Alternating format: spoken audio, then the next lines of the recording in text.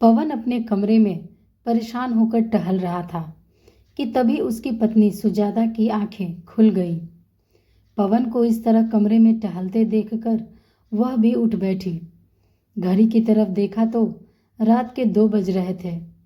इस समय पवन इतना परेशान होकर कमरे में टहल रहा है, यह सोचकर सुजाता को बड़ी हैरानी हुई, जबकि दिन भर में पवन ने बिल्कुल भी आराम नहीं किया था। जब से बहन रुक्मणी की बेटी की शादी पक्की हुई है, तब से एक पैर पर काम में लगा हुआ है। अकेला मामा है तो हर काम में उसे ही भागना पड़ता है और इतना थक जाता है कि रात को बिल्कुल भी नींद नहीं खुलती। पर आज क्या हो गया? आज ये और अम्मा दोनों दीदी के घर गए थे, पर वहाँ क्या हुआ किसी ने कुछ नहीं कहा। एक तो पवन मुझसे सारी बात बताता भी नहीं है। सोचते सोचते सुजाता ने पवन से ही पूछ लिया, क्या बात है जी, आपको नींद नहीं आ रही? पर पवन ने तो जैसे अपने ख्यालों में खोया हुआ था, उसने ध्यान नहीं दिया। सुजाता ने दोबारा पूछा, तब उसने पलटकर उसकी तरफ देखा। कुछ कहा क्या तुमने? मैंने पहले भी वही पूछा था, अभी भी वही पूछ रही हूँ। आपको नींद नहीं आ रही, आखिर क्या बात है? उसकी बात सुनकर पवन हल्का सा मुस्कुरा दिया और बोला, कुछ भी तो नहीं, बस नींद नहीं आ रही। तुम सो जाओ, तुम भी दिन भर की थकी हुई हो। यह सुनकर सुजाता उसे एकटक देखती रही तो पवन बोला, ऐसे क्या देख रही हो मुझे? भाई, इंसान ही हूँ, कोई अजूबा नहीं जो इतनी हैरानी से देख रही हो। जानती हूँ आप इंसान ही हो, थके हुए तो आप भी हो, पर रात के 2 बजे कमरे में टहलने का क्या मतलब है? सुजाता ने उसे शक की निगाह से देखा तो वो पलंग पर आकर बैठते हुए बोला, लो बाबा, सो जाता हूँ। ऐसे क्या देख रही हो? कहता हुआ पवन चादर तान कर लेट गया, पर सुजाता अभी भी वैसे के वैसे ही बैठी रही। उसने फिर पूछा, अरे आप मुझे बताओगे नहीं क्या? क्या बात है? रात के 2 बजे आप कमरे में क्यों टहल रहे थे? किसी ने कुछ कहा क्या? कहीं अम्मा जी ने तो कुछ? कहते कहते सुजाता रुक गई। उसकी बात तीर की तरह बिल्कुल निशाने पर जा लगी थी। अम्मा का नाम सुनते ही पवन उठ बैठा। कुछ देर मौन रहने के बाद बोला, क्या करूं सुजाता, मुझे तो कुछ समझ नहीं आ रहा। इस पगड़ी का बोझ उठाते उठाते थक गया हूं मैं। बाबा के जाने के बाद उनकी ये पगड़ी तो अब जान लेकर ही रहेगी मेरी। हाय राम, ये कैसी बातें कर रहे हो आप? मरे आपके दुश्मन। दिमाग में कुछ भी उटपटांग ख्याल आने से पहले हमारे बारे में सोच लेना। आखिर क्या हुआ है, साफ साफ बताइए। पवन की बात सुनकर सुजाता अपने सीने पे हाथ रखते हुए बोली, तुम्हें तो पता ही है, जब से रुक्मणी दीदी की बेटी नेहा की शादी पक्की तय हुई है, तब से हर रोज वक्त बेवक्त दुकान बढ़ाकर मुझे उनके घर जाना ही पड़ता है। अगर 1-2 दिन न जाऊं तो दीदी और जीजा जी अम्मा से मेरी शिकायत कर देते हैं और अम्मा बस अपना ही राग लेकर रोना शुरू कर देती है। कहती है कि तेरे बाबा की पगड़ी तेरे माथे पर बंधी है तो जिम्मेदारी भी तेरी ही है। याद रख, बहन को ससुराल में कुछ सुनना न पड़े। पर इससे भी मुझे परेशानी नहीं है, मैं रोज चला ही जाता हूँ। पर आज तो कहता कहता पवन रुक गया। तब सुजाता ने कहा, आज क्या हुआ? आज दीदी जीजा जी ने मायरे की लिस्ट दी है, वो भी मेरे हाथ में नहीं, अम्मा को भी साथ में बुलाकर उनके हाथों में। हाँ तो क्या हो गया? अम्मा को लिस्ट दे दी तो मायरा तो हमें देना ही पड़ेगा, सुजाता ने कहा। तो पवन ने उसकी तरफ देखा और बोला, सही कहा तुमने, मायरा तो हमें देना ही पड़ेगा, लेकिन हमारे घर की शांति तो भंग कर दी। ऐसा क्या मांग लिया उन लोगों ने? सुजाता ने हैरान होते हुए उसकी तरफ देखा। अरे क्या बताऊं, लिस्ट बनाने से पहले एक बार भी नहीं सोचा कि हमारे पास इतना पैसा कहाँ है। 51 बेस मांगने के बाद उनके पूरे परिवार के कपड़े मांगे हैं।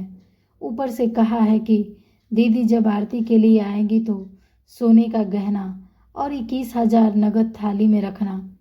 यहाँ मेरे ससुराल में मेरे मायके की भी इज्जत है। हे भगवान, इतना सब मांगा है, हम कहाँ से कर पाएंगे इतना? आपने कुछ कहा क्यों नहीं? सुजाता बीच में ही बोल पड़ी।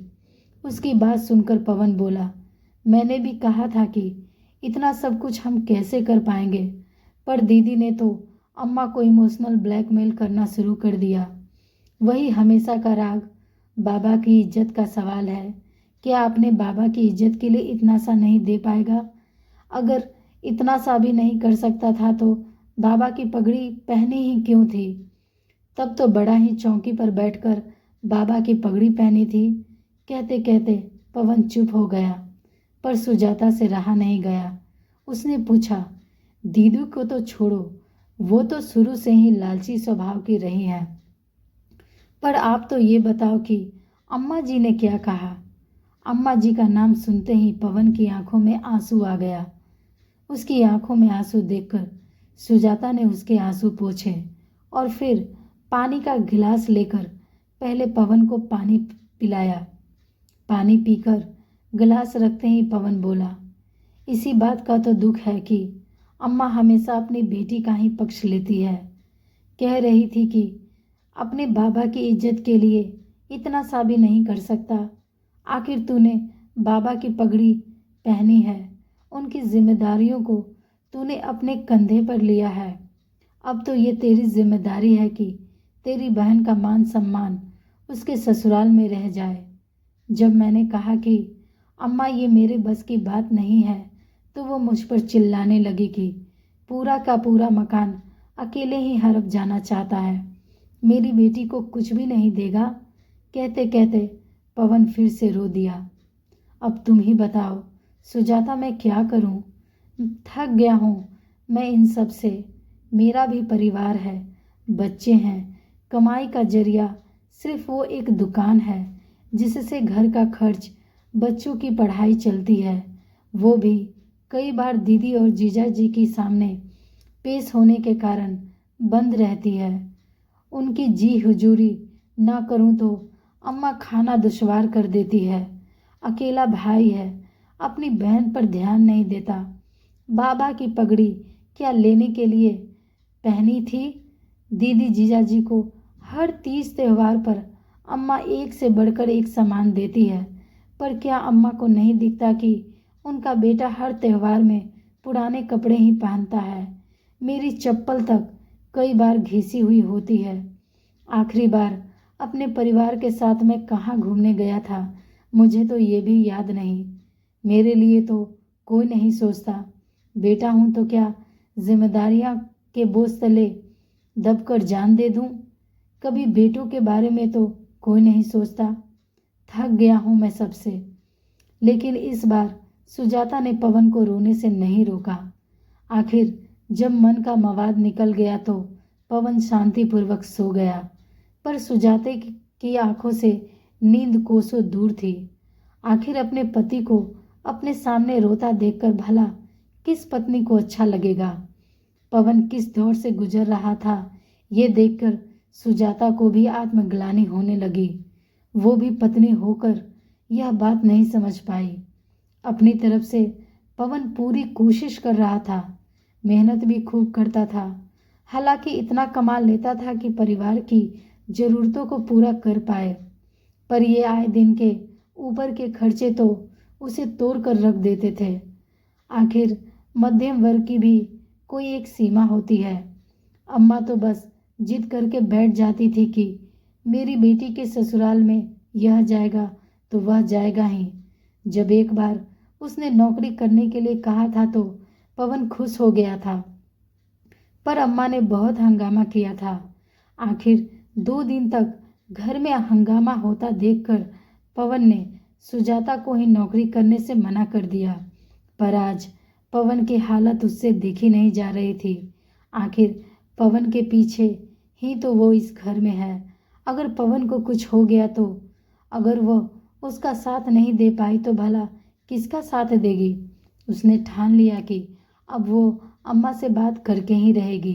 दूसरे दिन सुजाता उठी और अपने घर का काम फटाफट निपटाने लगी। आज तो उसने नाश्ते के साथ ही दोपहर का खाना भी तैयार कर दिया। अभी सब नाश्ता कर ही रहे थे कि इतने में सुजाता तैयार होकर आ गई। उसे देखकर अम्मा जी बोली, बहू, तुमने बताया नहीं, कहीं जा रही हो? सुजाता ने अम्मा जी की तरफ देखकर कहा, हाँ अम्मा जी, मैं पास वाली सुशीला भाभी के घर जा रही हूँ। उन्होंने उस दिन भी कहा था कि उन्हें एक्सपोर्ट के सामान को पैक करने के लिए महिलाओं की ज़रूरत है।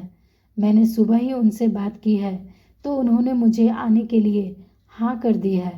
बस वहीं जा रही हूँ। दोपहर का खाना तैयार कर दिया है, आप अपने आप लेकर खा लेना। बच्चे जब स्कूल से आएंगे तो अपने आप लेकर खा लेंगे। मैं शाम को 5 बजे तक वापस आ जाऊंगी। उसकी बात सुनते ही पवन का हाथ जहाँ था वहीं रुक गया। वहीं अम्मा गुस्से से उसकी तरफ देखने लगी। किससे पूछकर तूने ये निर्णय लिया है? इसमें पूछना क्या है अम्मा जी? अभी घर की ज़रूरत है, नौकरी तो करनी ही पड़ेगी, सुजाता ने सपाट शब्दों में कहा। उसकी बात सुनकर अम्मा ने पवन की तरफ देखकर कहा, ये क्या बोल रही है? तू कुछ कहता क्यों नहीं? तुझे तो पता है ना कि मुझे बहू के बाहर जाकर कमाना अच्छा नहीं लगता, और फिर यह चली जाएगी तो घर का काम कौन करेगा? मुझसे तो इस उम्र में यह सब नहीं होता। लेकिन इस बार पवन ने कहा, पर मुझे कोई परेशानी नहीं है अम्मा। अगर सुजाता बाहर जाकर 2 पैसे कमाना चाहती है तो उसे कमाने दो। कम से कम मुझे 2 पैसे का सहारा ही लगेगा। और रही बात घर के काम की, तो हम दोनों मिलजुल कर लेंगे। कहकर पवन ने अपना नाश्ता खत्म किया और दुकान के लिए रवाना हो गया। वहीं सुजाता अपना बैग लेकर बाहर आई तो अम्मा उससे गुस्से से बोली, खबरदार, घर के बाहर कदम रखा तो अभी मैं जिंदा बैठी हूँ। मेरी इजाज़त के बगैर घर के बाहर कोई नहीं जाएगी तू। क्यों नहीं जाऊंगी अम्मा? घर के खर्च बढ़ रहे हैं। दुकान तो पूरे टाइम खुलती नहीं है क्योंकि दीदी जीजा जी के लिए इनको अपनी दुकान बंद करके वहाँ जाना पड़ता है। अगर नहीं गए तो आप खुद इनका खाना दुश्वार कर देती हो। ऊपर से अब ये मायरे का नया तमाशा शुरू कर दिया। अरे, मायरा देने में हमें कोई परेशानी नहीं है, पर कम से कम क्षमता के अनुसार तो मांगो। सुजाता ने पलट कर कहा तो अम्मा चिढ़ गई। अच्छा, तो तुझे भी मेरी बेटी दामाद दिख रहे हैं? वे दोनों तो तुम लोगों को सुहाते ही नहीं हैं। अरे, अपने बाबा की पगड़ी अपने सिर पर बंधवाई थी पवन ने, तो जिम्मेदारी भी उसी की होगी ना। और ऐसा क्या मांग लिया मेरी बेटी ने? भूल मत, मकान पर मेरी बेटी का भी बराबर का हक है। वो तो तुम फटाफट डकारने को तैयार हो जाओगे और मायरा देने में दोनों को रोना आ रहा है। अम्मा की बात सुनकर सुजाता हैरान रह गई। अब उससे अपना गुस्सा कंट्रोल नहीं हुआ। अम्मा, बेटी के प्यार में आपको बेटा नज़र नहीं आ रहा? बेटे का भी अपना पूरा परिवार है। उसकी अपने परिवार के लिए भी जिम्मेदारियां हैं। उसकी आर्थिक स्थिति इतनी अच्छी नहीं है कि वो ये सब कर पाए। आपको खुद भी ये सब बातें अच्छे से पता है, फिर भी बेटे को ही दबाए जा रही हैं।